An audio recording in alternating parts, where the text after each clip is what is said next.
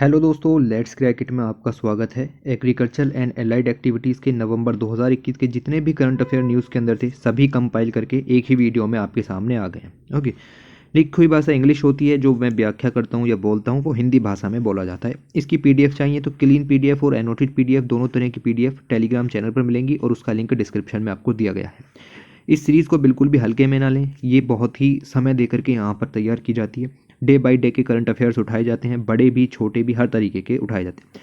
तो आपके एग्ज़ाम के लिए UPSC, IBPS, AFO, NABARD, RRB, FCI, IFFCO, इन सब के लिए जोन जोन से भी करंट अफेयर्स आप के काम के होते हैं। मतलब छोटे करंट अफेयर आते हैं तो छोटे पढ़िए, बड़े आते हैं बड़े पढ़िए, ठीक है। जो भी आपको यहाँ से काम का लगता है उसको निकालने की कोशिश कीजिए। ये पूरा एक तरीके से कंपाइल वीडियो है, तो इसमें हर तरीके का करंट अफेयर इंक्लूड किया गया है। ओके, तो पिछले 7-8 महीनों के करंट अफेयर भी चैनल पर पड़े हुए हैं और उसकी भी प्लेलिस्ट यहाँ पर तैयार है। सभी परीक्षाओं के लिए महत्वपूर्ण है, ये मैं आपको हर बार बताता हूँ। इसीलिए आपको इसको लाइक, शेयर और सब्सक्राइब भी करना है, ताकि इस तरीके से हम जो है आपकी हेल्प ले सकें। आगे चलते हैं और पहली न्यूज़ की तरफ फोकस करते हैं। और फर्स्ट न्यूज़ आपकी यहाँ पर पता चलेगी कि एक स्कीम शुरू की गई है जिसका नाम है डेयरी सहकार स्कीम।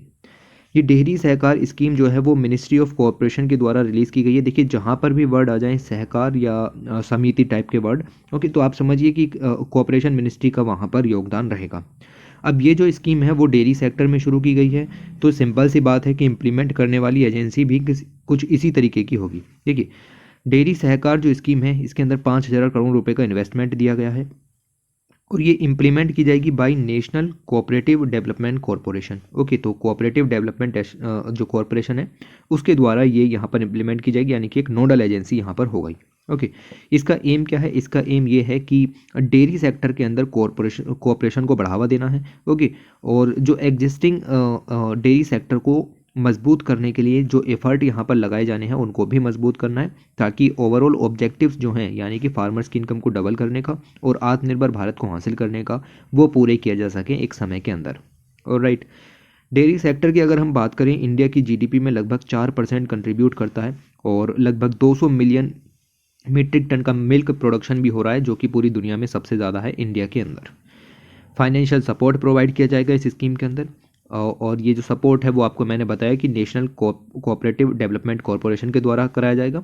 जो भी एलिजिबल कोऑपरेटिव्स होंगे, लाइक बोवाइन डेवलपमेंट हैं, आपके मिल्क प्रोक्योरमेंट्स हैं, प्रोसेसिंग आपके क्लस्टर्स हैं, ओके, क्वालिटी एश्योरेंस है, वैल्यू एडिशन है, इन सभी के लिए यहाँ पर फाइनेंशियल सपोर्ट प्रोवाइड कराया जाएगा। और तो और इसके अंदर वेरियस जो स्कीम्स है गवर्नमेंट ऑफ इंडिया की और स्टेक होल्डर्स हैं, like state government, UT administration, development agencies, bilateral या मल्टीलेटरल असिस्टेंस, और आपके सीएसआर जो यहाँ पर आ जाते हैं, ओके, कॉर्पोरेट सोशल रेस्पॉन्सिबिलिटी वाले, ओके, उन सभी को यहाँ पर उनका कन्वर्जेंस करने की भी बात हो रही है। तो ये एक ओवरऑल स्कीम है। यूपीएससी के लिए भी ये काम की हो जाती है, क्योंकि एक बड़ी स्कीम है और मिनिस्ट्री ऑफ कोऑपरेशन के द्वारा रिलीज़ की गई है। उसके बाद उत्तराखंड को यहाँ पर अपना उत्तराखंड को नहीं, पूरी कंट्री का सबसे बड़ा एरोमेटिक गार्डन यहाँ पर खोला गया है। ओके, और ये गार्डन खोला गया है उत्तराखंड के अंदर नैनीताल डिस्ट्रिक्ट में, और वहाँ पर जगह है ललकुआन। ओके, वहाँ पर इसको यहाँ पर खोला गया है। लाल कुआं, इसको लाल कुआं कहेंगे। ओके, ये आप देख सकते हो इमेज के अंदर, एरोमेटिक गार्डन खोला गया है जिसको हिंदी में कहते हैं सुरभि वाटिका, और ये खोला गया है वन अनुसंधान केंद्र लाल कुआं के अंदर। लाल कुआं नैनीताल डिस्ट्रिक्ट के अंदर पड़ता है। ओके, तो उत्तराखंड में इंडिया का लार्जेस्ट एरोमेटिक गार्डन यहाँ पर लगाया है। Research wing Uttarakhand forest department की, उन्होंने इसको तैयार किया और लगभग 3 एकड़ में फैला हुआ है। इसके अंदर 140 अलग अलग तरीके की स्पीसीज़ भी आपको मिल जाएंगी। ओके, ये प्रोजेक्ट जून 2018 से ही न्यूज़ में था, लेकिन अब ये जाकर के पूरा हो गया है। एक एमओयू साइन हुआ है, बहुत बड़ा एमओयू नहीं है, इसलिए किसी एग्जाम में छोटे में पूछे जाते हैं तो भी याद रखें।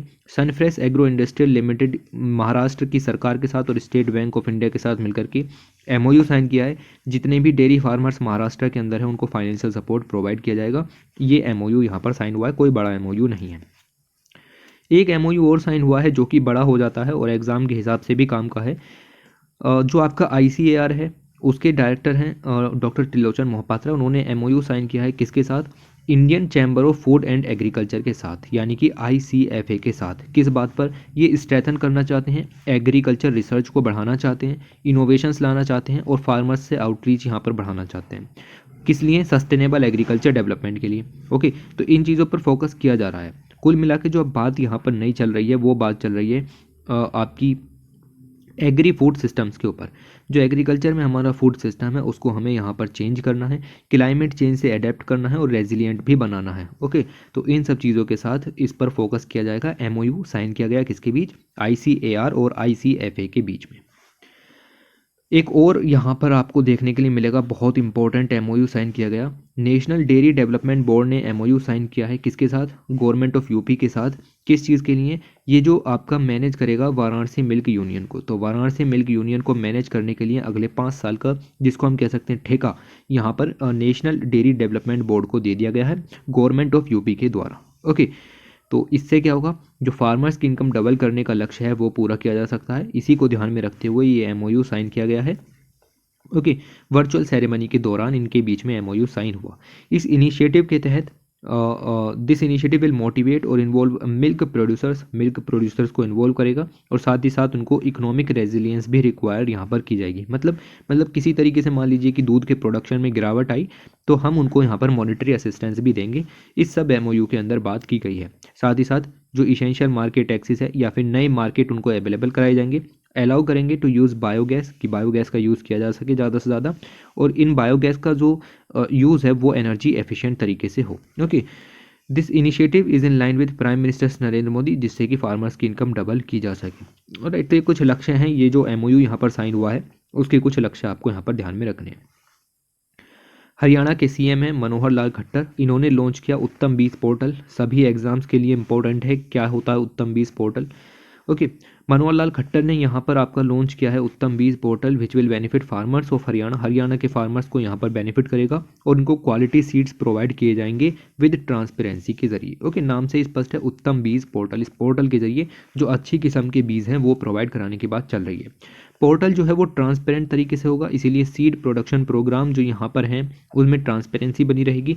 गवर्नमेंट है, प्राइवेट सीड प्रोड्यूसिंग एजेंसीज हैं, वो सब क्वालिटी को भी यहाँ पर मैनेज रखने का काम करेंगे। ओके, और सिर्फ सर्टिफाइड सीड ही यहाँ पर प्रोवाइड किए जाएंगे। हरियाणा की बात करें तो लगभग 30 से 35 लाख क्विंटल सर्टिफाइड सीड यहाँ पर गेहूँ के और अदर क्रॉप्स के जनरेट करता है, प्रोड्यूस करता है। इसीलिए उन सर्टिफाइड सीड्स को फार्मर्स को वापस पहुँचाना ये प्रायोरिटी बनती है और इसी दिशा में हरियाणा सरकार ने काम किया है। ओके, वर्ल्ड वीगन डे यहाँ पर सेलिब्रेट किया गया। कब मनाया जाता है? 1 नवंबर को। और मकसद सेम है, लोगों को एनकरेज करना है कि वीगन लाइफस्टाइल को अपनाएं। ओके, 1 नवंबर 1994 से पहली बार शुरू हुआ था।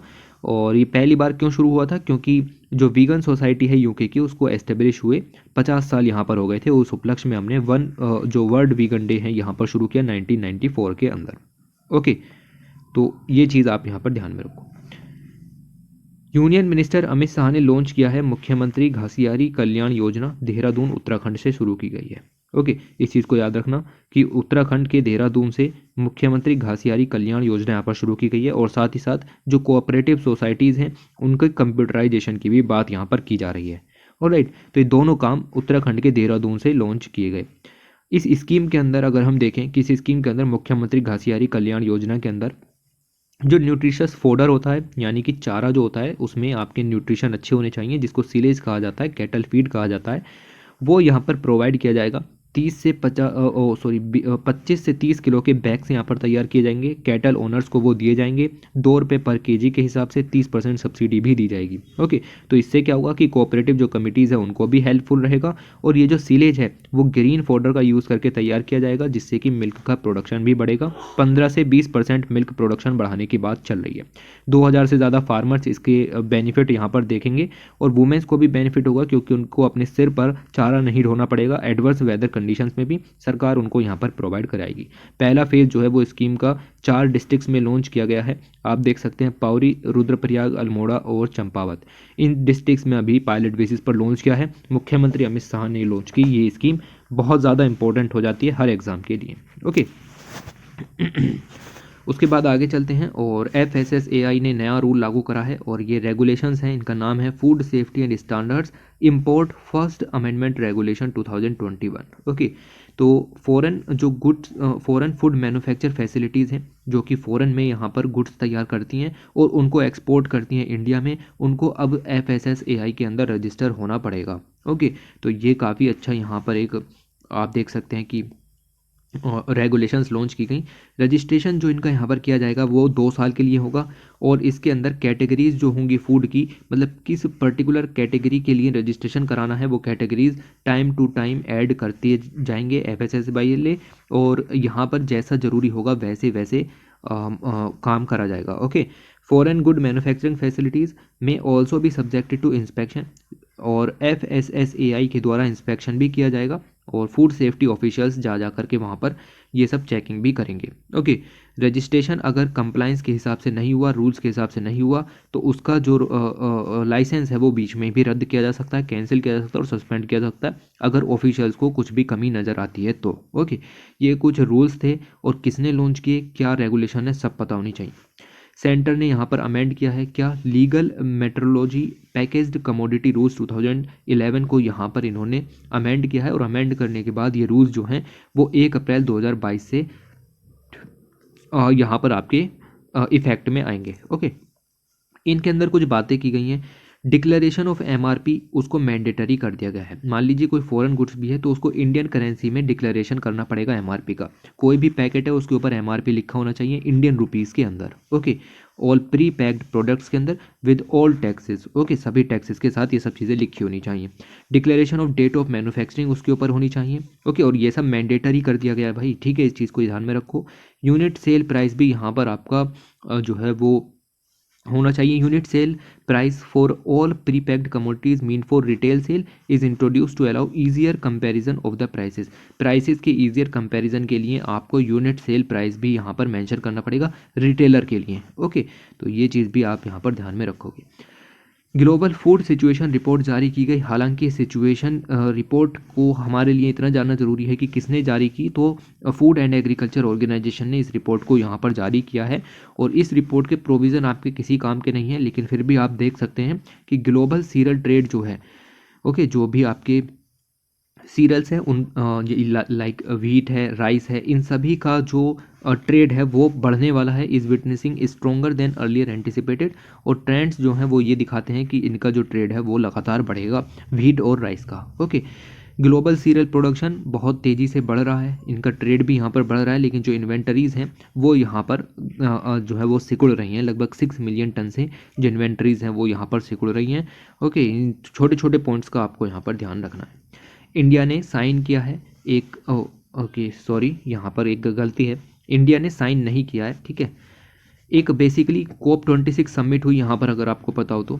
ओके, COP26 समिट यहाँ पर हुई ग्लासगो के अंदर, और यहाँ पर ये UNFCCC की समिट थी। इस समिट के अंदर सस्टेनेबल एग्रीकल्चर के लिए एजेंडा था, उसको यहाँ पर साइन किया गया। कितनी कंट्रीज़ के द्वारा? 27 कंट्रीज़ के द्वारा। इंडिया ने इसको साइन नहीं किया है। ओके, इस पूरी की पूरी जो आपकी एजेंडा था, इसका नाम था sustainable agriculture policy action agenda for the transition to sustainable agriculture and global action agenda for the innovation in agriculture. Okay, तो एग्रीकल्चर के अंदर सस्टेनेबल एग्रीकल्चर को लेकर आने की बात हो रही है, इनोवेशन को लेकर आने की बात यहाँ पर हो रही है। ओके, तो इसको यहाँ पर इंडिया ने साइन नहीं किया है, बाकी के 27 जो और कंट्रीज़ हैं उन्होंने इसको साइन किया है।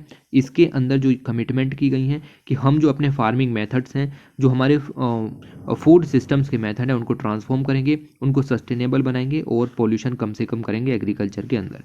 ओके, इसके अलावा कंट्रीज़ ने यहाँ पर कहा है कि हम साइंस के अंदर भी इन्वेस्टमेंट करेंगे, क्योंकि जो सस्टेनेबल एग्रीकल्चर है उसके लिए हमें नए इनोवेशन चाहिए, और इनोवेशन में यहाँ पर आपका पैसा लगता है, इसलिए इन्वेस्टमेंट ज़रूरी है। ओके, क्लाइमेट चेंज से अगर हमें लड़ना है तो हमें अपनी फूड सप्लाईज़ को प्रोटेक्ट करना पड़ेगा, और उसके लिए भी आपका इन्वेस्टमेंट ज़रूरी है। फिर ये COP26 यहाँ पर हुई तो उसके कुछ मेजर आउटकम्स और निकल के आए, like Glasgow forest declaration, Panchamrit convention, Glasgow ice sheet है, IRIS है, AIM4C है, global methane pledge 1 solar declaration, solar calculator, और यहाँ पर आपको BAAC दिख जाएगा। मैंने इन सभी को डिटेल में समझाया, मैं यहाँ पर कार्ड लगा दूंगा, आप इन चीज़ों को देख सकते हैं। अच्छा, अब ये बहुत ही इंपॉर्टेंट न्यूज़ हो जाती है। एक स्कीम शुरू की गई थी ministry of food processing and industries के द्वारा, जिसका नाम था प्रधानमंत्री formalisation of micro food processing enterprises scheme. इस स्कीम को मैं डिटेल में बहुत पहले ही पढ़ा चुका हूँ। ओके, मार्च या अप्रैल के करंट अफेयर्स में मैंने इन चीज़ों को पढ़ाया था। और इन स्कीम्स के अंदर एक पार्ट है जिसका नाम है 1 डिस्ट्रिक्ट 1 प्रोडक्ट। ओके, हर एक डिस्ट्रिक्ट से एक प्रोडक्ट आपको उठाना है। ओके, अब इस प्रोडक्ट के अंदर में एक कैटेगरी आती है जिसका नाम है बेकरी प्रोडक्ट कैटेगरी, और इस बेकरी प्रोडक्ट कैटेगरी का पहला जो हमें प्रोडक्ट मिला है वो मिला है दिल्ली बेक्स। ओके, तो इतनी न्यूज़ थी कि दिल्ली बेक्स फर्स्ट ऐसा बना है जो वन डिस्ट्रिक्ट वन प्रोडक्ट के अंदर में आता है in bakery product category. Okay, bakery की कैटेगरी के अंदर दिल्ली बेक्स यहाँ पर आता है। अब ये जो है वो पहला प्रोडक्ट है इस टाइप का, और ये रस टाइप का है, व्हीट से बना हुआ रस है, और इसके अंदर बेसिकली अगर आप देखें तो गुड़ का प्रयोग किया गया है, चीनी का प्रयोग नहीं किया गया है, और वनस्पति का प्रयोग नहीं किया गया है, बटर का प्रयोग किया गया है। ओके, तो ये आपका जो काम किया गया है ये आपका प्रधानमंत्री formalisation of micro food processing enterprises scheme के अंदर किया गया है। इसकी स्कीम के अंदर MOU साइन किया गया with national agriculture cooperative marketing federation of India यानी कि नाफेड के साथ, और ये इस तरीके के ब्रांड को सपोर्ट करने के काम करेंगी। ओके, इस स्कीम का एम यही है कि लोगों को एनकरेज करें, जो माइक्रो फूड प्रोसेसिंग एंटरप्राइजेज हैं उन सभी को स्ट्रॉन्ग करना है। ओके, और across the country about the vision effort and initiative जो कि गवर्नमेंट यहाँ पर ले रही है, किस लिए? आत्मनिर्भर भारत को मजबूत करने के लिए, अपग्रेड करने के लिए, फॉर्मलाइज करने के लिए। तो ये काम उसके अंदर में किया गया। सब याद रखना, दिल्ली वेक्स पहला प्रोडक्ट यहाँ पर बना है। उसके बाद कृषि उड़ान 2.0 स्कीम शुरू कर दी गई है। कृषि उड़ान स्कीम यहाँ पर शुरू की गई थी कोरोना काल के दौरान। जितनी भी पेरिसेबल कमोडिटीज़ हैं उन सब के ईजी ट्रांसपोर्टेशन के लिए और टाइमली ट्रांसपोर्टेशन के लिए कृषि उड़ान स्कीम शुरू की गई थी, और अब उसी का ही दूसरा वर्जन यानी कि कृषि उड़ान 2.0 यहाँ पर लॉन्च किया गया है। ये रिलीज़ की गया by ministry of civil aviation. याद रखना, कभी आप मिनिस्ट्री ऑफ एग्रीकल्चर समझो। कृषि उड़ान 2.0 ये इंप्लीमेंट किया जाएगा। 53 एयरपोर्ट्स यहाँ पर चूज़ किए गए हैं कंट्री के अंदर, और स्पेशल फोकस रहेगा नॉर्थ ईस्ट में और ट्राइबल एरियाज़ में। साथ ही साथ जो आपके कृषि उड़ान 1 वाली स्कीम थी उनका फोकस था हिमालयन रीजन पर। ओके, तो इनका फोकस यहाँ पर होगा। 53 एयरपोर्ट्स हैं नॉर्थ ईस्ट के और ट्राइबल रीजन के। स्कीम जो है वो फोकस करेगी कि एयर यानी कि हवा के जरिए ट्रांसपोर्टेशन यहाँ पर बढ़ाया जाए, और एग्री प्रोड्यूस जो हैं उनको एयर के द्वारा ट्रांसपोर्ट किया जाए। ओके, तो कार्गो रिलेटेड इंफ्रास्ट्रक्चर यहाँ पर तैयार करना पड़ेगा एयरपोर्ट्स के अंदर, और वो अलग अलग फैसिलिटीज़ यहाँ पर तैयार करनी पड़ेंगी। ओके, और इसके लिए बहुत सारी जगह पर बात कर सकते हैं, लाइक इंफ्रास्ट्रक्चर तैयार किया गया है in Bagdogra, Guwahati airports and Leh, Srinagar, Nagpur, Nashik, Ranchi, Raipur airports. इन सभी चीज़ों पर फोकस किया गया है जो कि हिली डिस्ट्रिक्ट्स में पड़ते हैं या फिर ट्राइबल रीजन्स में या फिर नॉर्थ ईस्ट रीजन में है। इस कृषि उड़ान 2.0 के अंदर एक प्लेटफॉर्म भी लॉन्च किया गया है जिसका नाम है ई कुशल प्लेटफॉर्म। ओके, ई कुशल प्लेटफॉर्म भी यहाँ पर लॉन्च किया है। इसके ज़रिए जो इन्फॉर्मेशन डिसेमिनेशन का काम किया जाएगा, मतलब आपको कोई एग्रीकल्चर प्रोड्यूस ट्रांसपोर्ट कराना है तो आप इस पोर्टल के ज़रिए यहाँ पर मदद ले सकते हैं। ओके, द मिनिस्ट्री इसने इस ई कौशल प्रोग्राम को यहाँ पर लॉन्च किया विद नेशनल एग्रीकल्चर मार्केटिंग यानी ई नाम के साथ इसको मिलकर के प्रपोज किया है, लॉन्च किया है। करंटली ये स्कीम जो है वो टाइमलाइन है टिल 2025 तक कृषि उड़ान 2.0 चलेगी, और अगर आगे इसकी ज़रूरत पड़ी तो इसको चालू रखा जाएगा। ओके, ये पॉइंट यहाँ पर याद रखिएगा। ये स्कीम सारी की सारी आपकी UPSC तक के काम की हो जाती है। मणिपुर को अपना नया GI टैग यहाँ पर मिला है और इसका नाम है कचाई लेमन। ओके, तो कच्ची लेमन भी आप इसको कह सकते हो। ओके ओके, तो ये यहाँ पर मिला है, मणिपुर का GI टैग इसको यहाँ पर मिल चुका है। अदर लेमन वेराइटीज़ की तुलना में जो ये है ये यूनिक है। आपका ये वाला जो नींबू है ये यूनिक है क्योंकि इसमें एस्कॉर्बिक एसिड जो है वो ज़्यादा मात्रा में पाया जाता है। ओके, और लगभग 100 ml में 50 मिलीग्राम यहाँ पर आपका एस्कॉर्बिक एसिड मिल जाएगा जो कि काफ़ी अच्छा स्रोत है विटामिन C का। और ओके, ये सब पॉइंट आप यहाँ पर ध्यान रखो कि मणिपुर के इस प्रोडक्ट को GI टैग मिला है। एक सुपर कंप्यूटिंग फैसिलिटी लॉन्च की गई है, कहाँ पर? National agri food biotechnology institute के अंदर। ओके, अब ये जो टेक्नोलॉजी है इसकी बहुत ज़्यादा ज़रूरत पड़ रही थी।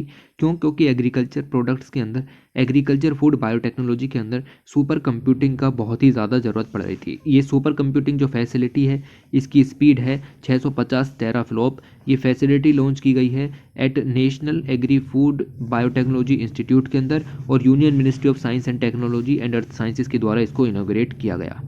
ये फैसिलिटी आपकी जो लॉन्च की गई है ये लॉन्च की गई है under national super computing mission in collaboration with CDAC Pune. Okay, establish की गई है, फंड की गई है bye department of science and technology, और लगभग 20 करोड़ रुपए का खर्चा इसके अंदर में आया है। और लार्ज स्केल जीनोमिक्स हैं, फंक्शनल जीनोमिक्स हैं या फिर स्ट्रक्चरल जीनोमिक डाटा है, उन सभी को एनालिसिस करने में ये हेल्पफुल हो सकती है। इसकी नीड ज़रूरत पड़ रही थी बहुत ज़्यादा, 650 टेराफ्लॉप जो आपका सुपर कंप्यूटिंग फैसिलिटी है इसकी बहुत ज़्यादा ज़रूरत पड़ रही थी, क्योंकि बहुत सारी ऐसी टेक्नोलॉजीज़ हैं जिनके ज़रिए हम एग्रीकल्चर है या न्यूट्रिशनल बायोटेक्नोलॉजी के अंदर अलग अलग काम कर सकते हैं, तो उसके ज़रिए ये सब काम अब किए जाएंगे। ओके, तो ये एक बहुत ही इम्पोर्टेंट जो मिशन है यहाँ पर लॉन्च किया गया है, फैसिलिटी लॉन्च की गई। इसके द्वारा एग्रीकल्चर में अलग अलग तरीके के कह सकते हैं कि रिसर्च देखने के लिए मिलेगी। ओके, छठा इंटरनेशनल वन हेल्थ डे यहाँ पर लॉन्च किया गया, और इसके अंदर देखें आप, stakeholder forum on industry and one health organise by department of animal husbandry and dairying. तो इसलिए ये न्यूज़ यहाँ पर ली गई है। Department of animal husbandry and dairying ने ऑर्गेनाइज की stakeholder forum on industry and one health in short 6th international one health day summit. सब कुछ आज़ादी का अमृत महोत्सव के अंदर किया गया। एम क्या था? एम था कि जो इंटरडिसिप्लिनरी है या फिर ट्रांस डिसिप्लिनरी है एंगेजमेंट करना है, as well as multi sectoral collaboration भी करना है। मतलब जो अलग अलग एजेंसीज हैं उन सभी का कोलेबोरेशन भी करना है, ताकि वन हेल्थ के कंसेप्ट को यहाँ पर लॉन्च किया जा सके। ओके, ICAR है, उसने कहा है कि हम अलग अलग तरीके के प्रयोग कर रहे हैं, जो भी वन हेल्थ के अंदर चैलेंजेस आएंगे उन सभी को हम कम करेंगे। ओके, हिस्टोरिकली भी बात करें तो ICAR ने बहुत सारी टेक्नोलॉजीज़ तैयार की हैं, लाइक एनिमल वैक्सीन्स तैयार की हैं। ओके, और अब भी ये बहुत कुछ कर रहे हैं विद एक्टिव पार्टनरशिप कंपनीज़ के साथ मिल करके। Okay, we seek active collaboration, इन्होंने एक्टिव कोलेबोरेशन भी किया है अलग अलग इंडस्ट्रीज़ के साथ मिल करके, और बहुत सारे लोगों और फार्मर्स के साथ में आपका जो है वो हैंड भी ज्वाइन किए हैं कि किसी भी तरीके से हेल्थ सिस्टम्स को इम्प्रूव रखा जाए। देखिए, जो भी कुछ रिलेटेड है वो एग्रीकल्चर से रिलेटेड है। ओके, एग्रीकल्चर से आपकी हेल्थ भी डिपेंडेंट होगी, इसलिए एग्रीकल्चर पर रिसर्च भी ज़रूरी है। ये सब काम यहाँ पर किए गए। CSIR ने यहाँ पर आपका कोलैबोरेट किया है with UT of Ladakh, Ladakh की यूनियन टेरिटरी के साथ, और ये कह रहे हैं कि हम जो सी बकथ्रोन है उसका कमर्शियल कल्टीवेशन करेंगे आपकी इस यूटी के अंदर, और इस सी बकथ्रोन बेरी को कहा जाता है लेह बेरी, और ये जो कमिंग अप कर सीज़न है, स्प्रिंग सीज़न है लद्दाख के अंदर, वहाँ पर इसको कमर्शियली कल्टीवेट स्टार्ट किया जाएगा। ओके, तो लेह लद्दाख के अंदर इस काम को किया जाएगा। इसका नाम है लेह बेरी, इन शॉर्ट इसको लेह बेरी कहा जाता है, वैसे इसको सी बकथ्रोन बेरी कहा जाता है। ओके, ये एक फूड प्रोडक्ट है, कोल्ड डेजर्ट्स में उगाया जाता है, और wide ranging entrepreneurship as well as self livelihood के लिए एक अच्छा स्रोत यहाँ पर बन सकता है। तो इसका वैल्यू एडिशन करना बहुत ज़्यादा ज़रूरी है, जिससे कि इकोनॉमिक सिनेरियो को ध्यान में रखते हुए इसको रेवोल्यूशनाइज किया जा सके, और यूटी के अंदर ज़्यादा से ज़्यादा लोगों को जॉब भी देखने के लिए मिलेगी। इसके अंदर मेडिसिनल प्रॉपर्टीज़ भी होती हैं, जिसकी वजह से इसको तिब्बतन लिटरेचर के अंदर भी डाला गया है, और 18th सेंचुरी AD के तिब्बतन लिटरेचर के अंदर इनको इनका महत्व भी देखने के लिए मिलता है, सी बकथ्रोन वेरीज का। ओके, तो मिनिस्ट्री ने जो आपके लेफ्टिनेंट गवर्नर हैं उनके साथ मिलकर के सब MOU वगैरह साइन किया, कोलैबोरेशन किया, जैसा कि आप इमेज के अंदर भी देख सकते हैं, ताकि इसकी एंटीऑक्सीडेंट प्रॉपर्टीज़ और मेडिसिनल प्रॉपर्टीज़ को ध्यान में रखते हुए इसका कमर्शियल कल्टीवेशन किया जाए। ओके, और ये बहुत ही ज़्यादा यूज़फुल भी होगी किसके लिए? जो आपके सैनिक मौजूद हैं हाई एल्टीट्यूड रीजन में, आर्म्ड फोर्सेस के, उनको भी यहाँ पर यूज़ करने के लिए इसको दिया जा सकता है, क्योंकि इसकी मेडिसिनल प्रॉपर्टीज़ हैं प्लस एंटीऑक्सीडेंट प्रॉपर्टीज़ भी हैं। ओके, उसके बाद यहाँ पर बात करते हैं मैंगो की कुछ प्रजातीज़ दी गई हैं, और इन मैंगो की प्रजाति के अंदर आप यहाँ पर देखिए, इधर में आपके मैंगो दिए गए हैं जिसको मैंने रेड बॉक्स के अंदर किया है, और कौन से स्टेट में उगते हैं। तो ये बहुत ही सुंदर इमेज मुझे रिसर्च करते हुए वक्त मिल गई। ओके, तो ये मैंने आपको यहाँ पर डाली है।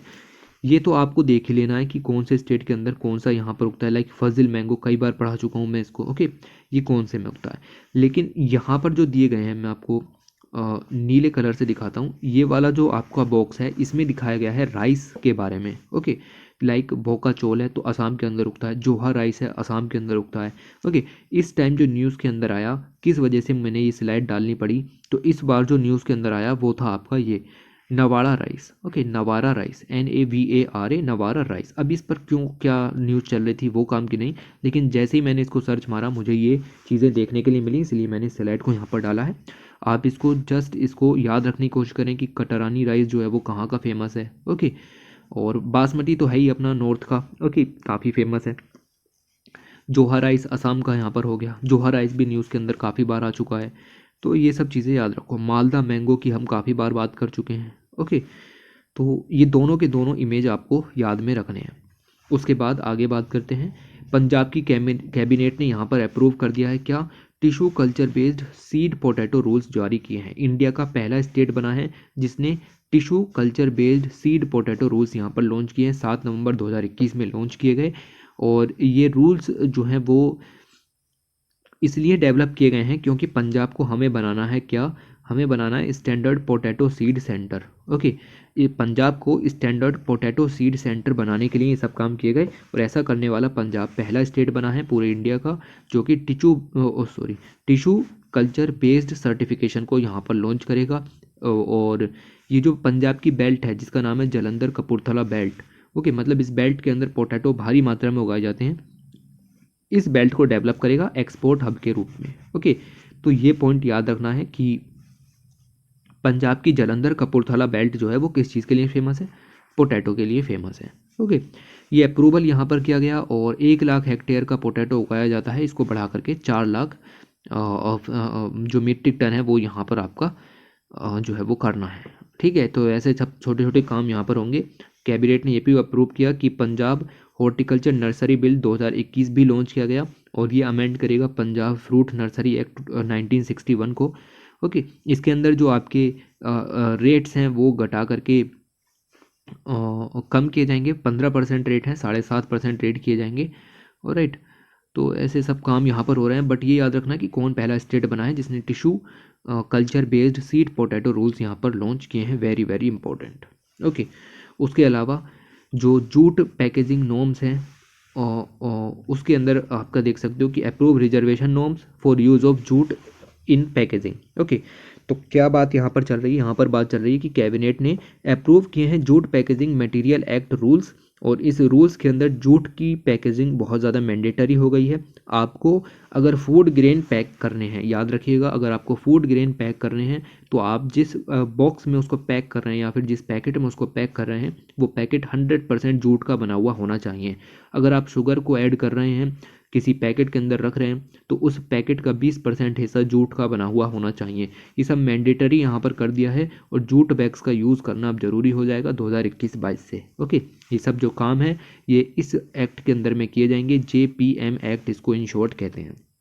ओके, इसके अंदर जो जूट मैन्युफैक्चरर्स हैं उनको फ़ायदा होगा, लगभग 3.5 लाख वर्कर्स को फ़ायदा होगा और जो फार्मर्स हैं उनको भी यहाँ पर फ़ायदा देखने के लिए मिलेगा। JPM एक्ट जो है वो 1987 का एक्ट है और इसके अंदर जो जूट बनाने वाले फार्मर्स हैं, वर्कर्स हैं, पर्सनस हैं, किसान हैं, उन सभी के इंटरेस्ट को ध्यान में रखते हुए उनको प्रोटेक्ट करने के लिए ये एक्ट यहाँ पर लागू किया गया था। Okay, 75% of the total production of jute industry is jute sacking bags. Okay, तो लगभग 75% जो हैं वो आपके जूट सैकिंग बैग्स हैं जो कि जूट इंडस्ट्री से निकल करके आते हैं। उनमें से 90% जो है वो फूड कॉरपोरेशन ऑफ इंडिया या फिर स्टेट प्रोक्योरमेंट एजेंसीज यहाँ पर उनको सप्लाई किए जाते हैं।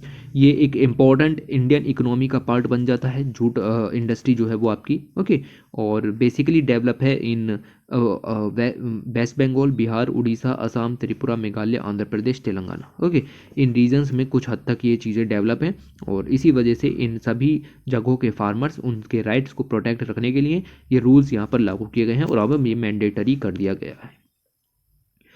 उसके बाद HDFC बैंक ने इंटीग्रेट किया है अपने आप को with e-NAM. Okay, e-NAM portal के साथ जो कि electronic national agriculture marketing place है उसके साथ अपने आप को टाई अप किया है और जो एग्रीकल्चर कमोडिटीज़ हैं उनकी ट्रेडिंग को फैसिलिटेट करने का काम यहाँ पर ये करेगा। ओके, तो इस न्यूज़ के अंदर इससे ज़्यादा आपको कुछ जानने की भी ज़रूरत नहीं पड़ेगी। वैसे इसके कुछ फीचर्स भी हैं, लाइक द बैंक जो है वो आपको प्रोवाइड करेगा details of around 50% of branches in semi urban and rural areas जिनको ट्रेडिंग एक्टिविटीज़ के लिए सपोर्ट यहाँ पर चाहिए और farmers and traders on the e-NAM platform. देखिए, ई-नाम प्लेटफॉर्म पर आपका ट्रांजैक्शन से रिलेटेड जितना भी काम होगा, लाइक मल्टी नेट बैंकिंग है, डेबिट कार्ड है, नेफ्ट, RTGS है, UPI, MPS कलेक्शन मोड्स हैं, वो सारा का सारा काम HDFC बैंक को यहाँ पर दिया गया है। ओके, इससे फार्मर्स वगैरह को देखिए, फार्मर्स तो आपकी ई-नाम पोर्टल पर पहले से इंटीग्रेटेड हैं, ट्रेडर्स हैं, FPOs हैं, ये सभी चीज़ें इंटीग्रेट हैं। इन सभी को यहाँ पर इजी सेटलमेंट आराम से प्रोवाइड कर दिया जाएगा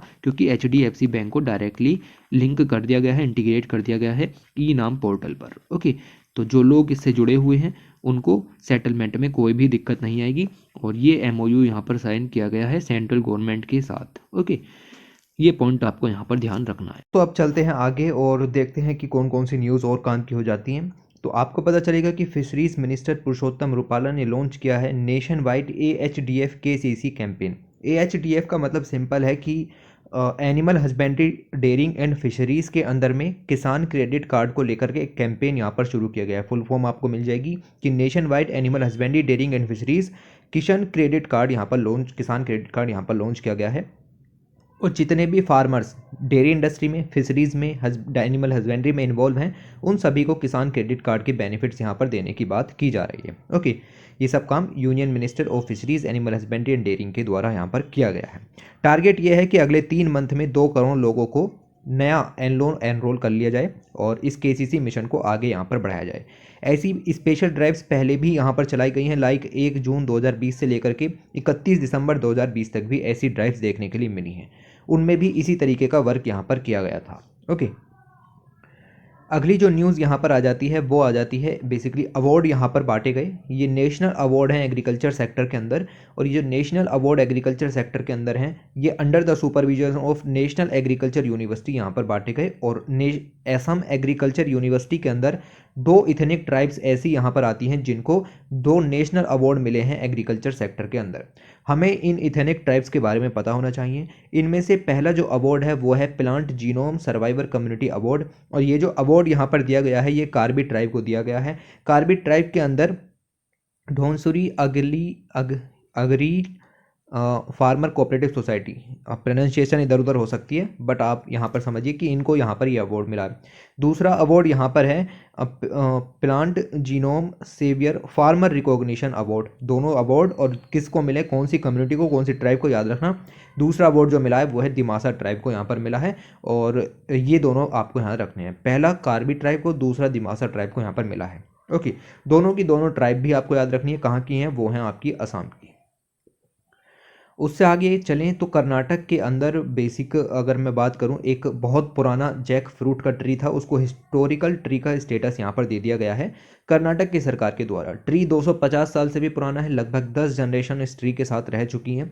अगर हम इस ट्री के ओनर की बात करें तो ओनर का नाम मैंने यहाँ पर हाईलाइट किया, ज़रूरी नहीं है, आपके लिए भी जानना ज़रूरी नहीं है। इनकी 10th जनरेशन यहाँ पर चल रही है, तो ये पेड़ इतना पुराना है, इसको हिस्टोरिकल ट्री का यहाँ पर दर्जा दे दिया गया है। ओके, और ये ट्री की अगर हम बात करें तो लगभग 19 मीटर जो है वो ऊंचा ट्री है, और ये पॉइंट भी आपको यहाँ पर ध्यान में रखना है। बाकी इतना सिंपल क्वेश्चन निकलता है कि किस ट्री को किस राज्य ने आपका हिस्टोरिकल ट्री स्टेटस का दर्जा यहाँ पर दिया है, कितने साल पुराना ट्री यहाँ पर हो जाता है।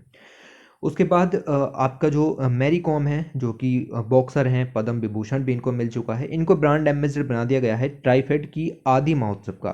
तो ट्राइफेड जो है वो यहाँ पर आदि महोत्सव चला रहा है। ओके, वन महोत्सव भी यहाँ पर लॉन्च किए हुए हैं। Tribal cooperative marketing development federation limited की बात करें तो आदि महोत्सव जैसी चीज़ें यहाँ पर चल रही हैं। इस आदि महोत्सव के अंदर में जो ब्रांड एम्बेसडर हैं वो MC मैरी कॉम को यहाँ पर बनाया गया है। ओके, अब ये जो आपका आदि महोत्सव है ये दिल्ली हाट में मनाया जाता है, न्यू दिल्ली के अंदर।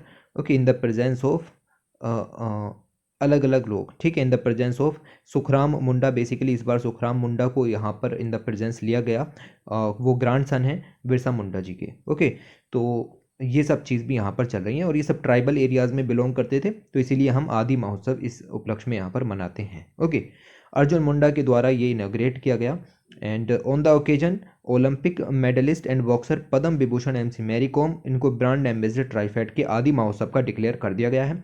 It is a national tribal festival और एक जॉइंट इनिशिएटिव है किन मिनिस्ट्रीज़ के बीच में, मिनिस्ट्री ऑफ ट्राइबल अफेयर्स के और ट्राइफेड के बीच में ये एक इनिशिएटिव है। 2017 में पहली बार बनाया गया था और हर साल मनाया जाता है दिल्ली हाट नई दिल्ली के अंदर। ओके, एक पॉइंट इस स्लाइड का काम का आपका हो जाता है। हिमाचल प्रदेश की वुमेन फार्मर्स ने रिसीव किया है अवार्ड, किस लिए, क्योंकि इन्होंने जो ट्रेडिशनल राइस है उसको कंजर्व करने के लिए काम किया, इसके लिए इनको अवार्ड यहाँ पर मिला है। अवार्ड जो दिया गया वो नरेंद्र सिंह तोमर के द्वारा दिया गया, और ये इसी श्रेणी में आ जाता है जैसा कि अभी ऊपर पड़ा प्लांट जीनोम सेवियर अवार्ड की श्रेणी में। ओके, और women farmers from Rohru, Rohru जगह है हिमाचल प्रदेश के अंदर, वहाँ के जो वुमेन फार्मर्स हैं उनको यहाँ पर प्रोड्यूस करने के लिए रेड राइस स्पेशल तरीके का, जिसका नाम है चुहाटू। ओके, तो ये नाम भी याद रखना है, ये राइस की वैरायटी कहाँ मैच करती है सब पता होना चाहिए। इनको यहाँ पर 10 लाख रुपीज़ सिटेशन और एक सोवनेर भी यहाँ पर दिया जाएगा। ओके, तो इतना याद रखना है आपको यहाँ से। उसके बाद ministry of food processing industries ने एमओयू साइन किया है किसके साथ? Ministry of fisheries animal husbandry and dairying के साथ। इन दोनों ने मिलकर के यहाँ पर एमओयू साइन किया है और इनके अंदर जितनी भी स्कीम्स चल रही हैं दोनों के अंदर, उन सारी स्कीम्स के बेनिफिट्स ज़्यादा से ज़्यादा बेनिफिशरीज़ को यहाँ पर पहुँचाने की कोशिश करनी है। जितने भी बेनिफिशरीज़ हैं उनको पैसा उपलब्ध कराना है, क्रेडिट सपोर्ट यहाँ पर उपलब्ध कराना है, चाहे वो डेयरिंग प्रोसेसिंग में हो या मीट प्रोसेसिंग में हो या फिर एनिमल फीड प्लांट आपका उस इंडस्ट्री के अंदर में हो, उन सभी को आपको ये चीज़ें प्रोवाइड करानी है। To achieve the goal for income generation, sustainable development of the rural people and their economic empowerment through the extension of various scheme, ये दोनों की दोनों मिनिस्ट्रीज़ ने यहाँ पर एमओयू साइन किया है जिससे इकोनॉमिक एम्पावरमेंट हो सके, मतलब फार्मर्स की इनकम भी तो डबल करनी है। ठीक है, the help will be provided in the form of financial assistance, पैसा यहाँ पर दिया जाएगा फाइनेंशियल असिस्टेंस के रूप में, ताकि क्वालिटी को कंट्रोल किया जा सके, लोग और ज़्यादा अच्छा करें, इंफ्रास्ट्रक्चर का डेवलपमेंट हो सके, टेक्नोलॉजिकल असिस्टेंट जैसे उनको चाहिए वो खुद से परचेज कर सकें या फिर प्रोवाइड की जाए। ओके, ये सब काम इसके अंदर में किए जाएंगे। अगली बहुत ही अच्छी खबर आप लोगों के सामने आती है। इंडिया और इजराइल ने बेसिकली साइन पैक्ट किया है, मतलब एमओयू ही आप इसको कह सकते हैं, यहाँ पर साइन किया है कि वो ड्रोन्स को डेवलप करेंगे और रोबोट्स को यहाँ पर डेवलप करेंगे। किस लिए? दो कामों के लिए, एक तो एग्रीकल्चर के लिए और डिफेंस सेक्टर के लिए। हमें इजराइल से एग्रीकल्चर सेक्टर में बहुत कुछ सीखने की ज़रूरत है। इजराइल से ही हमने ड्रिप इरिगेशन की जो तकनीक है इंडिया के अंदर वो यहाँ पर लॉन्च की, ऐसी इजराइल के पास और भी तकनीकें हैं वो भी हमें लॉन्च करनी पड़ेंगी। तो इजराइल ने और इंडिया ने साथ मिलकर के ये कहा है कि हम next generation technologies like drone, robotics, artificial intelligence, quantum computing जैसी चीज़ें तैयार करेंगे ताकि एग्रीकल्चर और डिफेंस सेक्टर दोनों में मदद हो सके। ओके, डायरेक्ट क्वेश्चन आएगा, इंडिया ने किस कंट्री के साथ टाई अप किया है?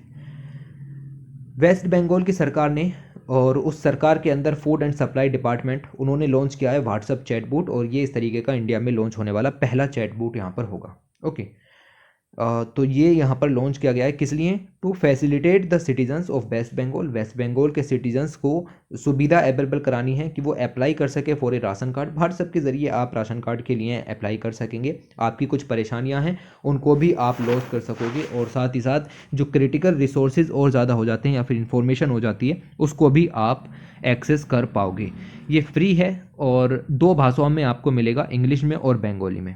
ओके, लगभग 10 करोड़ बेनिफिशरीज यहाँ पर इससे बेनिफिट हो सकते हैं। और अगर हम इसकी बात करें तो it will also help to farmers with verified information related to paddy procurement.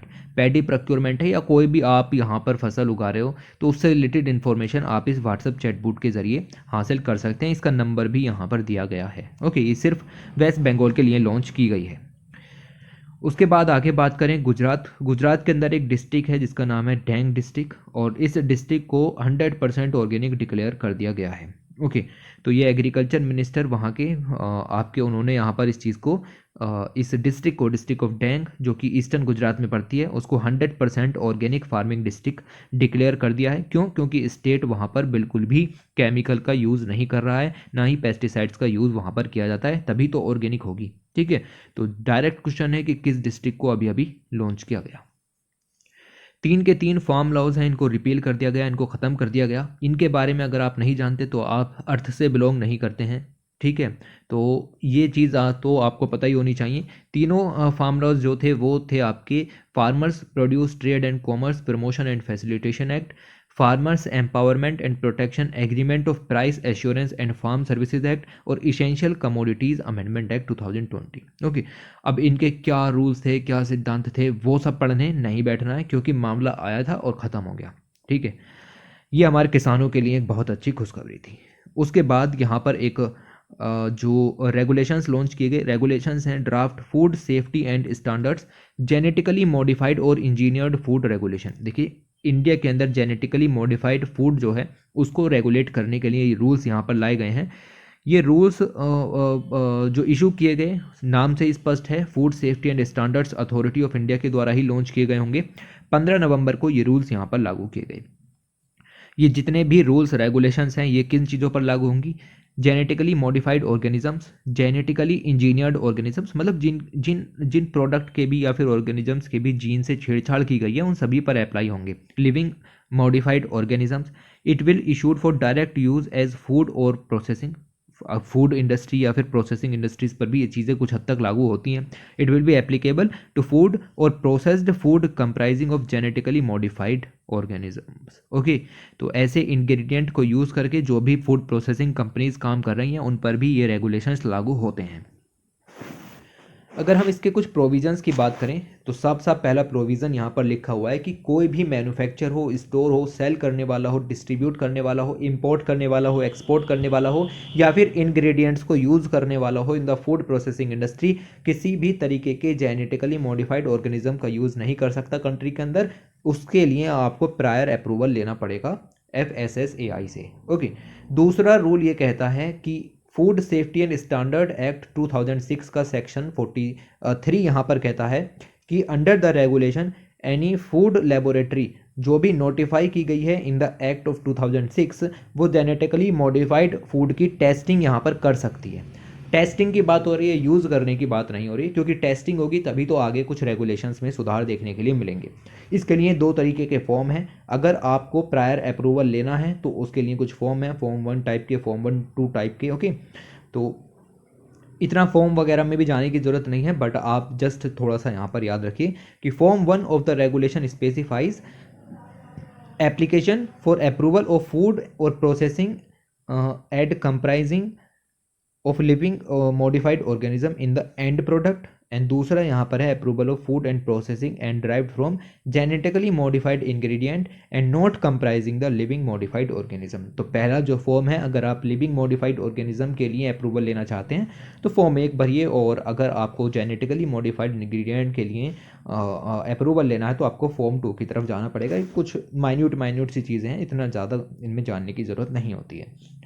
फिर एक तरीके का फर्टिलाइज़र न्यूज़ के अंदर आया जिसका नाम है क्रॉपटेक। ओके, ये फर्टिलाइज़र बेसिकली ओनियन ग्रोअर यानी जो प्याज उगाते हैं उन फार्मर्स के यहाँ पर यूज़ किया जाता है, और it is a first and unique crop specific crop nutrition solving having essential primary secondary and micro nutrients. इस फर्टिलाइज़र के अंदर खास बात यह है कि इस फर्टिलाइज़र के अंदर न्यूट्रिएंट की भी मात्रा आपको मिल जाएगी, ताकि जो ओनियन ग्रोअर्स हैं उनकी प्रोडक्टिविटी बढ़ाई जा सके। जब प्रोडक्टिविटी बढ़ेगी तो इनकम भी यहाँ पर बढ़ने की चांसेस बढ़ जाते हैं। तो प्राइमरी, सेकेंडरी, माइक्रो न्यूट्रिएंट, हर तरीके के न्यूट्रिएंट अगर क्रॉप के अंदर जाने हैं तो आप सिर्फ इस फर्टिलाइज़र को यूज़ कर सकते हैं, और इस फर्टिलाइज़र के ज़रिए आपकी प्रोडक्शन अच्छी हो सकती है। ओके, तो ये क्या है, कुछ सस्टेनेबल तरीके हैं, ये कुछ सस्टेनेबल तरीके हैं। फिर इसके बाद अगर आप ओनियन क्रॉप उगाओगे तो बायो फोर्टिफिकेशन की ज़रूरत नहीं पड़ेगी, ये बात भी आपको यहाँ पर ध्यान में रखनी है। Need due to intensive cultivation practices post green revolution, और हमारे जो पोस्ट ग्रीन रेवोल्यूशन के बाद सीरियल्स का प्रोडक्शन है या फिर आप कह सकते हो हॉर्टिकल्चर प्रोडक्शन है, उन सभी के अंदर प्राइमरी, सेकेंडरी और माइक्रो न्यूट्रिएंट की कमी देखने के लिए मिलती है। इसीलिए तो हम बायो फोर्टिफिकेशन के कंसेप्ट पर गए, लेकिन हमें उसको वापस भी लाना है तो हमें इस तरीके के फर्टिलाइजर्स की ज़रूरत पड़ेगी। अगली न्यूज़ आती है, कैबिनेट ने एक्सटेंड करती है प्रधानमंत्री गरीब कल्याण अन्न योजना। पिछली बार एक्सटेंड करके नवंबर 2021 तक कर दी थी, लेकिन नवंबर 2021 में इन्होंने फिर से इसको 4 महीने के लिए बढ़ा दिया है। याद रखिएगा, दिसंबर 2021 से मार्च 2022 तक इस चीज़ को बढ़ा दिया है।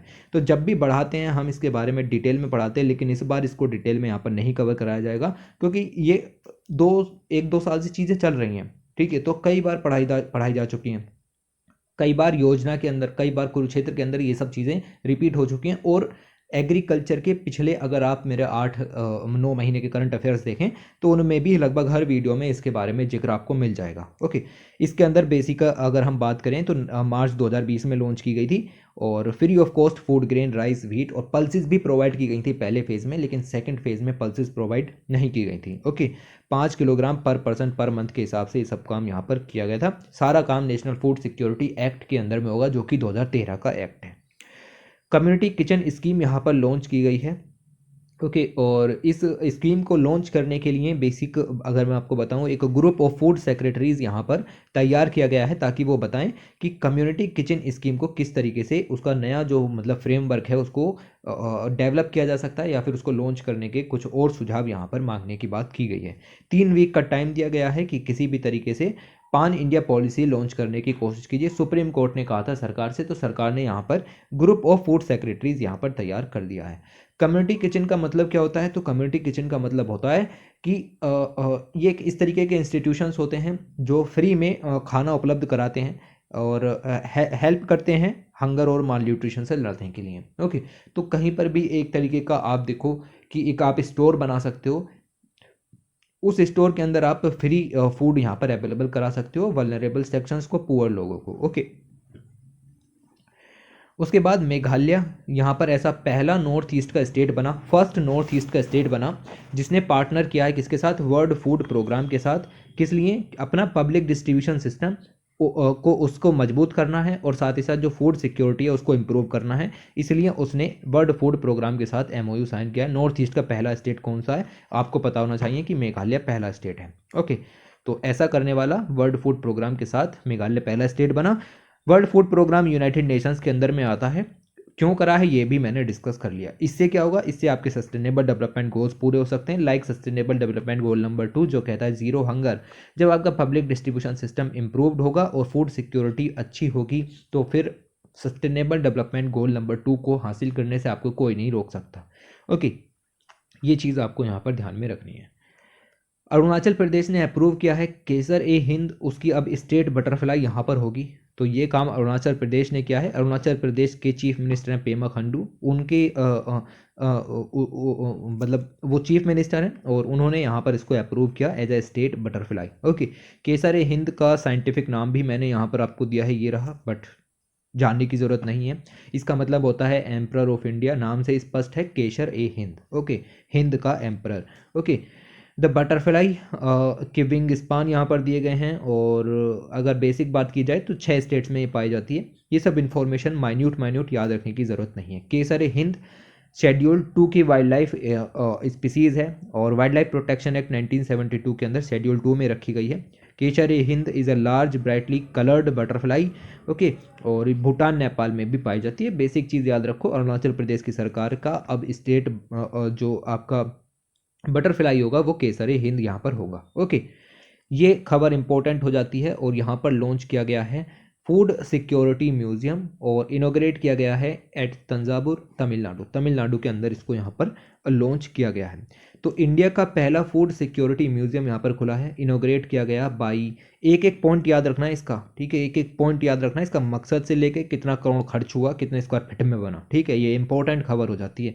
फूड सिक्योरिटी म्यूजियम यहाँ पर बना है, 15 नवंबर को इसको यहाँ पर लॉन्च किया गया था और union minister of consumer affairs food and public distribution Piyush Goyal के द्वारा इसको लॉन्च किया गया। Okay, food corporation of India के द्वारा इसको आपका एस्टेब्लिश किया गया है। साथ में जो और इंडस्ट्रीज़ हैं, प्राइवेट इंडस्ट्रीज़ आपको मिल जाएंगी, like Visvesvaraya industrial and technical museum, इन सब ने मिलकर के भी इसको को डेवलप करने की कोशिश की है।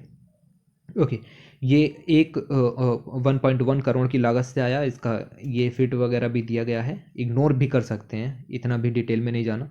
Museum was established in Thanjavur which is the birth place of FCI, food corporation of India, यहीं से ही निकल करके आया था तंजावुर से। और first office of FCI was inaugurated here, इस जगह पर तंजावुर के अंदर FCI का पहला जो ऑफिस था वो यहाँ पर इनोग्रेट हुआ था, तो इसीलिए हमने पहला फूड सिक्योरिटी म्यूजियम यहीं पर ही बनाया। अगर हम इसकी बात करें, इंडिया के अंदर आपको पता है हड़प्पन सिविलाइजेशन से लेकर के, यानी कि प्री हिस्टोरिक इंडिया में अगर हम चले जाएं तो नोमैडिक हंटर ग्रुप से लेकर के किस तरीके से एग्रीकल्चर सेटल हुआ, सिविलाइजेशन किस तरीके से हुई, ये सब यहाँ पर शोकेस किया जाएगा।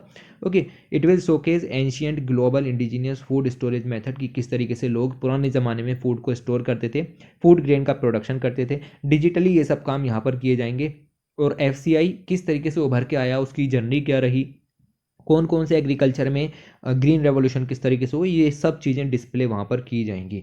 म्यूज़ियम फ्री ऑफ कोर्स है, ओके, कॉस्ट है। ओके, इस चीज़ को भी आप यहाँ पर याद रखें कि म्यूज़ियम जो है वो फ्री है, कोई फीस इसके अंदर नहीं है।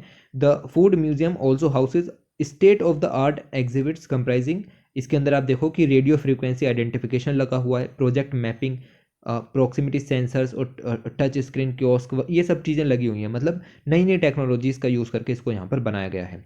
फूड सिक्योरिटी म्यूजियम ये शोकेस करेगा किस तरीके से इंडिया के अंदर एग्रीकल्चर का इवोल्यूशन हुआ from dependency to self sufficiency, और अभी भी self sufficiency in the food production आई है, लेकिन न्यूट्रिशनल सिक्योरिटी अभी भी नहीं है। ओके, ये दूसरी खबर इंपॉर्टेंट हो जाती है। इंडिया का पहला फिशरीज बिजनेस इंक्यूबेटर लॉन्च किया गया है गुरुग्राम के अंदर, हरियाणा में। ठीक है, तो डायरेक्ट क्वेश्चन है, इंडिया का पहला फिशरीज बिजनेस इंक्यूबेटर कहाँ पर खोला गया है?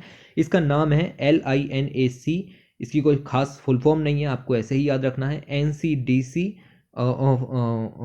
Fisheries business incubation centre, in short इसको कहते हैं लाइफ हैक। तो जो लॉन्च करने वाली चीज़ है वो है आपकी LIFIC। तो आप देखो कि आपसे पूछा जाए तो आपको LIFIC ऑप्शन के अंदर ढूंढना है कि इसका नाम क्या है, LIFIC। ओके, ये चीज़ आप यहाँ पर ध्यान में रखना है। इसके लिए जो इम्प्लीमेंटिंग एजेंसीज है जो इस इंक्यूबेटर को यहाँ पर लॉन्च किए हैं या फिर इसको मैनेज करने का काम करेगी, वो है national cooperative development corporation, NCDC, जो कि इसके नाम में भी आ जाती है। ओके, ये भी आप यहाँ पर ध्यान में रखेगा। इनोग्रेट इस समय जो किया गया है वो किया गया है by union minister of fisheries, animal husbandry and dairying, Shripad Parshottam Rupala. Okay, तो ये भी आप यहाँ पर याद रखें। और इस तरीके का पहला है, अभी इंडिया में इस तरीके का नहीं खुला है। गुरुग्राम हरियाणा के अंदर है, वेरी वेरी इंपॉर्टेंट, इस चीज़ को आप यहाँ पर याद रखोगे। लगभग 3 करोड़ रुपए इसके अंदर लगे हैं और ये 3 करोड़ मत्स्य संपदा योजना के अंदर में हमारी हेल्प कर सकते हैं। The first batch of 10 incubators from 4 states, इस समय फोकस बिहार, हिमाचल प्रदेश, गुजरात और महाराष्ट्र पर रहेगा। इन पर भी आइडेंटिफाई कर लिए गए हैं। ऐसे अगले 10 इंक्यूबेटर्स भी यहाँ पर बनाए जाएंगे। ओके, ये इमेज को भी आप ध्यान से देखिएगा। एक राष्ट्रीय कार्यशाला यहाँ पर की गई जिसका नाम था भूमि संवाद, और ये भूमि संवाद जो राष्ट्रीय कार्यशाला है ये भूमि रिकॉर्ड प्रबंधन पर आधारित है। मतलब जो लैंड रिकॉर्ड यहाँ पर मैपिंग यहाँ पर की जाएगी, लैंड के रिकॉर्ड यहाँ पर आपको रखने हैं, उन सभी के ऊपर ये कार्यशाला की गई कि भाई क्यों ज़रूरी है, क्यों ज़रूरी नहीं है। तो गिरिराज सिंह ने यहाँ पर इसको इनॉग्रेट किया। नेशनल वर्कशॉप है on digital India and land modernisation programme. Okay, 2 दिन ये आपकी यहाँ पर चली और किस तरीके से जो लैंड रिकॉर्ड्स हैं उनको रखा जाए, उनका मॉडर्नाइजेशन किया जाए, इस सब के ऊपर ये भूमि संवाद नाम का डिजिटल इंडिया कार्यक्रम यहाँ पर हुआ। ओके, वेस्ट बंगाल की सरकार ने लॉन्च की है द्वारे ration scheme for door step delivery of ration. Okay, किसने लॉन्च किया है? वेस्ट बंगाल की सरकार ने। वेस्ट बंगाल की सरकार ने, द्वारे राशन का मतलब होता है ration at your door step, घर घर जाकर के राशन को प्रोवाइड कराना। 10 करोड़ लोगों को यहाँ पर फ़ायदा होगा स्टेट के, और सरकार जो है 160 करोड़ इस स्कीम के ऊपर खर्च करेगी। अगर इस स्कीम के बारे में और यहाँ पर जानने की बात की जाए तो 10 करोड़ लोगों को फ़ायदा होगा, ये तो आपने देख ही लिया। इस स्कीम के अंदर में एक खाद्य साथी नाम का अमार राशन मोबाइल ऐप भी लॉन्च किया गया है। ओके, खाद्य साथी जो ऐप है वो लॉन्च किया गया है, इसको भी याद रखना है आपको। पूरा नाम इसका यहाँ पर यही है, Khadya Sathi Amar ration mobile app. Okay, इसी ओकेशन पर इसको लॉन्च किया गया। This app will help people to apply for ration card, इसको राशन कार्ड के लिए अप्लाई करने के लिए अभी अभी मैंने बताया कि व्हाट्सएप चैटबॉट भी लागू किया गया था, और ऐसा ही एक काम ये ऐप भी यहाँ पर लॉन्च किया गया है, और उससे रिलेटेड इन्फॉर्मेशन भी इसको यहाँ पर अवेलेबल हो जाएगी। For the same purpose A WhatsApp chatbot भी यहाँ पर इनॉग्रेट किया गया था वेस्ट बंगाल के द्वारा ही, जैसा कि अभी डिस्कस किया गया। ओके, तो भूलो मत कुछ भी, ये सब चीज़ें यहाँ पर आपको याद रखनी है। वर्ल्ड फिशरीज डे 2021 यहाँ पर ऑब्जर्व किया गया। 21 नवंबर को वर्ल्ड फिशरीज डे सेलिब्रेट किया गया। और राइट, तो किस लिए? क्योंकि जो millions of farmers fisheries sector में जुड़े हुए हैं और जो भी लोग फिशरीज़ के ट्रेड में जुड़े हुए हैं उन सभी को रिकॉग्नाइज़ करने के लिए, उनको धन्यवाद देने के लिए, उनके लिए ये जो है आपका डे सेलिब्रेट किया जाता है। सस्टेनेबल डेवलपमेंट गोल नंबर 14 होना चाहिए, ये 4 नहीं होना चाहिए इधर, ठीक है 14 होना चाहिए, जो कि बताता है आपको लाइफ बिलो वाटर। ओके, तो लाइफ बिलो वाटर से रिलेटेड जो गोल नंबर 14 है अब वो आपका बताता है। लाइफ बिलो वाटर का क्या मतलब है? मेरीन स्पीसीज जो हैं जो पानी के नीचे रहती हैं, और बेसिकली जब हम पानी के नीचे की बात करते हैं तो सबसे पहले दिमाग में फ़िश का नाम आता है, और उसी चीज़ को ध्यान में रखते हुए कि सस्टेनेबल होना चाहिए फिशरीज़ का जो आप कह सकते हो कि जो फिशिंग है वो सस्टेनेबल तरीके से होनी चाहिए, और ओशन में फिशरीज़ की पॉपुलेशन को भी सेफ रखना है। ओके, तो ये 2021 वाला 5वें नंबर का वर्ल्ड फिशरीज़ डे था। 2021 is the 5th world fisheries day which is annually observed. 2015 में पहला यहाँ पर तैयार किया गया था। ये सब a forum for the world fisheries consortium भी सेटअप किया गया था 1997 में, और इसको अब जो है वर्ल्ड फिशरीज फोरम यहाँ पर कहा जाता है। First world fisheries day celebrate किया गया था 2015 में, जैसा कि मैंने आपको बताया। On the same day India open the international fisherman organisation. तो इंडियन इंटरनेशनल फिशरमैन ऑर्गेनाइजेशन किसने बनाई? इंडिया ने। कब बनाई? 2015 में, और इसी उपलक्ष्य में हमने यहाँ पर फिशरीज डे शुरू किया। ओके, तो ये सब जो पॉइंट हैं ये सब आपको पता होने चाहिए। उसके बाद अगली न्यूज़ पर चलते हैं। 2021 की एक्सेस टू सीड इंडेक्स यहाँ पर लॉन्च की गई है। कहा गया है कि इंडिया टॉप 6 कंट्रीज़ में आता है, एशिया की टॉप 6 कंट्रीज़ में आता है, जो कि सीड सेक्टर का मतलब है बीज सेक्टर के अंदर इन्वेस्टमेंट को अट्रैक्ट करने में एशिया में 6ठे नंबर पर यहाँ पर आता है। तो 2021 एक्सेस टू सीड इंडेक्स ये तीसरा एडिशन है, लॉन्च किया गया है by world benchmark association alliance. आपको इसके बारे में पता होना चाहिए। इंडिया एशिया की 6 कंट्रीज़ में यहाँ पर आता है, जो कि डोमेस्टिक सीड सेक्टर में इन्वेस्टमेंट को अट्रैक्ट करने के लिए अच्छा कर सकते हैं। 5 और कंट्रीज़ जो इंडिया के साथ में आती हैं वो हैं आपकी Thailand, Indonesia, Vietnam, Philippines and Bangladesh. इन सभी में भी इन्वेस्टमेंट अच्छा होता है सीड सेक्टर के अंदर। Alright, access to seed index यहाँ पर ये मेज़र करता है कि फार्मर्स को कितना एक्सेस है कि उनको बीज अवेलेबल हो जाते हैं अगली फसल बोने के लिए। इस इंडेक्स के मेज़रमेंट के लिए लगभग 32 इंडिकेटर्स यहाँ पर चाहिए होते हैं, और ये जो 32 इंडिकेटर्स हैं वो 6 एरियाज़ के अंदर डिवाइड किए जाते हैं, और इन 6 एरियाज़ को हम कह सकते हैं। The first area is governance and strategy, second is genetic resources and intellectual property management, third is research and development, fourth is seed production, fifth is marketing and sales, and sixth is capacity building. अब ये report बहुत ही मुझे लगता है कि आज तक news के अंदर नहीं पूछी गई है, तो आप जस्ट इतना भी याद रखो कि ये रिपोर्ट किसके द्वारा रिलीज़ की गई। ये रिपोर्ट रिलीज़ की गई as part of world benchmark alliance के द्वारा। ओके, तो ये 6 इसके पिलर भी यहाँ पर दिए गए हैं जिनको हम कह सकते हैं। ये रिपोर्ट इम्पोर्टेंट हो जाती है। इस रिपोर्ट को रिलीज़ किया फूड एंड एग्रीकल्चर ऑर्गेनाइजेशन ने, जो कि यूनाइटेड नेशंस के अंदर ऑर्गेनाइजेशन है। रिपोर्ट को इन शॉर्ट कहते हैं सोफा, SOFA। 2021 की रिपोर्ट है। फुल फॉर्म है the state of food and agriculture 2021 report. Okay, इस रिपोर्ट के अंदर ये बात कही गई, states the need to make agri food system resilience to food security. देखिए, एग्री फूड सिस्टम्स का मतलब आप यहाँ पर समझिए, जितना भी हमारी फूड वैल्यू चेन होती है, मतलब हम क्या चीज़ें प्रोड्यूस करते हैं, कैसे प्रोसेसिंग कर रहे हैं, कैसे कंजम्पशन कर रहे हैं, ये जो हमारी फूड वैल्यू चेन होती है, इस फूड वैल्यू चेन के क्या क्या आउटकम होते हैं, मतलब क्या सोशल आउटकम होंगे, क्या एनवायरमेंटल आउटकम होंगे, और क्या इकोनॉमिकल आउटकम होंगे, उनको फूड चेन कहा जाता है। अभी क्या है कि हम जैसे अपना प्रोडक्शन करते हैं, तो प्रोडक्शन अभी तो हम सफिशिएंट है, लेकिन पहले हम सफिशिएंट नहीं थे। इसका मतलब ये है कि पहले हमारा जो फूड सिस्टम था वो प्रोडक्शन के क्षेत्र में अच्छा नहीं था, जिससे इम्पैक्ट पड़ रहा था पूरे इकोनॉमी को, पूरे सोसाइटी को और पूरे एनवायरनमेंट को। लेकिन हमने अब फूड सिक्योरिटी में महारत हासिल कर ली है। हमें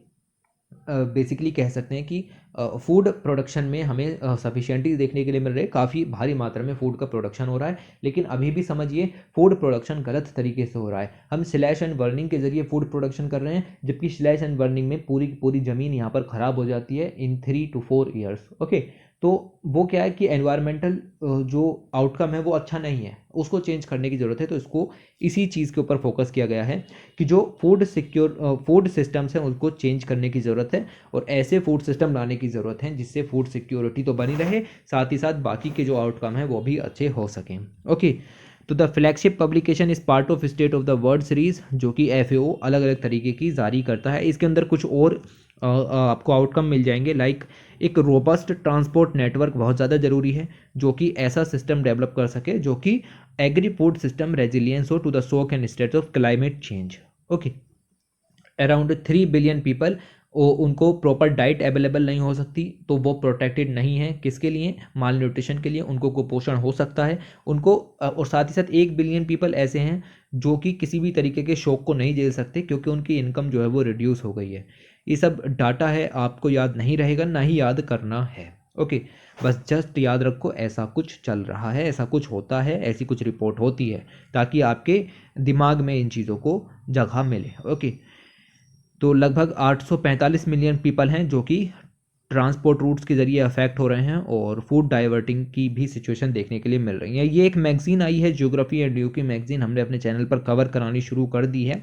geography and you magazine food systems के ऊपर यहाँ पर दी गई थी कि किस तरीके से फूड सिस्टम को ट्रांसफॉर्म किया जाना चाहिए। अभी पहला ही इशू है, तो आप चाहें इसको अभी से ही इसकी आदत डाल सकते हैं। इससे बढ़िया मैगजीन आपको दूसरी नहीं मिलेगी in the field of geography and allied क्षेत्र, जैसा कि एग्रीकल्चर भी कुछ हद तक आपका आ जाता है, फिर आपका एनवायरनमेंट भी कुछ हद तक यहाँ पर इन्वॉल्व हो जाता है। ओके, बहुत ही प्यार से मैंने इसमें आपको फूड सिस्टम के बारे में समझाया है, और वहाँ आपको अच्छी अच्छी चीज़ें देखने के लिए मिल जाएंगी। उसके बाद यहाँ पर अगर हम बात करें तो ministry of health and family welfare, और इसके जो मिनिस्टर हैं डॉक्टर भारती प्रवीण पवार, उन्होंने यहाँ पर food safety awareness vehicle launch किए। ओके, तो food safety awareness vehicle, food safety की बात हो रही है तो सिंपल सी बात है कि जो आपकी food safety and standards authority of India है वो तो न्यूज़ के अंदर आएगी ही आएगी, उसके ऑफिस से ये सब चीज़ें यहाँ पर लॉन्च की गई। ऑन द ओकेशन इन्होंने eat right with low salt के नाम से कुक बुक भी लॉन्च की, साथ ही साथ एक रिपोर्ट भी लॉन्च की जिसका नाम है नेशनल लो साल्ट कुकिंग चैलेंज रिपोर्ट, और साथ ही साथ एक बुक और लॉन्च की हिस्ट्री एंड फूड। ओके, ये सब काम यहाँ पर किए गए। 60 food safety on wheels and 95 modified food safety on wheels, इस तरीके के ये सब काम यहाँ पर लॉन्च किए गए हैं। The mobile food testing vans, ये क्या है कि फूड को टेस्ट करने का काम करती हैं आपकी लोकेशन पर जा करके, आपको नहीं आना पड़ेगा। Okay, food safety on wheel इनको यहाँ पर कहा जाता है। नेशनल मिल्क डे यहाँ पर सेलिब्रेट किया गया, 26 नवंबर को ये चीज़ सेलिब्रेट की गई। नेशनल मिल्क डे एनुअली यहाँ पर ऑब्जर्व किया जाता है 26 नवंबर को, जो बर्थ एनिवर्सरी होती है डॉक्टर वर्गीस कुरियन की, जिनको फादर ऑफ वाइट रेवोल्यूशन कहते हैं। तो वाइट रेवोल्यूशन किस चीज़ से एसोसिएटेड है? मिल्क के एक्सेसिव प्रोडक्शन से, जिसमें इंडिया ने महारत हासिल की because of doctor Verghese Kurien. Okay, तो the day also aims to create awareness about the importance of milk, milk का क्या इंपॉर्टेंस है, डेयरी इंडस्ट्री का क्या इंपॉर्टेंस है, उससे अलाइड एक्टिविटीज़ का क्या इंपॉर्टेंस है, उसके बारे में अवेयर फैलाने के लिए ये सब डे यहाँ पर सेलिब्रेट किए जाते हैं। ओके, तो 2021वां 100वीं बर्थ एनिवर्सरी बनती है वर्गीस कुरियन की, who was also fondly known as the milkman of India, भी इनको यहाँ पर कहा जाता है। ओके, अब ये सब पॉइंट भी आपको यहाँ पर ध्यान में रखने हैं। ये 26 नवंबर देख करके आप ये मत समझिए कि 4 दिन के अभी करंट अफेयर्स रह गए हैं। 4 दिन कुछ खास चीज़ें न्यूज़ में नहीं थी, और अगर एक भी चीज़ आएगी तो वो अगले महीने के शुरू में ही कवर कर दी जाएगी। टेंशन ना लिया करें, एक भी न्यूज़ छोड़ने की कोशिश नहीं की जाती है। ओके, तो ये लास्ट स्लाइड है इसलिए मैं इस चीज़ को बता रहा हूँ, और वीडियो को एंड करते हैं। कैसी लगी आप शेयर कीजिए जितना ज़्यादा से ज़्यादा हो सके। ओके, और सपोर्ट बहुत ज़्यादा ज़रूरी होता है, बिना सपोर्ट के कुछ नहीं होगा। ये आपकी पूरी सीरीज़ यहाँ पर कवर करा दी गई है, और इसकी PDF मैंने आपको बता दिया, टेलीग्राम चैनल पर मिल जाएगी। Thanks for watching, take care.